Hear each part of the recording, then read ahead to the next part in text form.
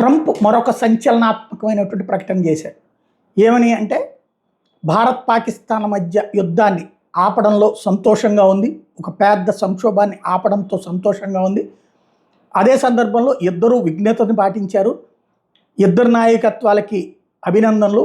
At the same time ఇద్దరు నాయకత్వాలతో వ్యాపార సంబంధాలు పెంచుకుంటాడట. యుద్ధం తీవ్రవాదం అనే దరిద్రాన్ని తెచ్చినటువంటి వాళ్ళకి కూడా వ్యాపారం చేస్తాడు ఇప్పుడు పాకిస్తాన్తో కూడా ఈ దరిద్రుడు వ్యాపారం చేస్తాడనమాట. ఏది ఉగ్రవాదాన్ని పెంచి పోషిస్తే దానికి భారత్ తిప్పి కొడితే భారత్ చేత యుద్ధం ఆపిచ్చి ఇప్పుడు వాడితో ఈయన వ్యాపారం చేస్తాడనమాట. మళ్ళీ దాన్ని పెంచుతాడనమాట. అంటే తీవ్రవాదాన్ని మళ్ళీ పెంచి పోషిస్తాడు, మళ్ళీ ఇంకో బిన్ లాడెన్ తయారు చేసుకుంటాడనమాట. బుర్ర ఉందో బుద్ధి ఉందో అర్థం కాదు. రెండోది 1000 ఏళ్ల కాశ్మీర్ సమస్యకు పరిష్కరిస్తాడంట.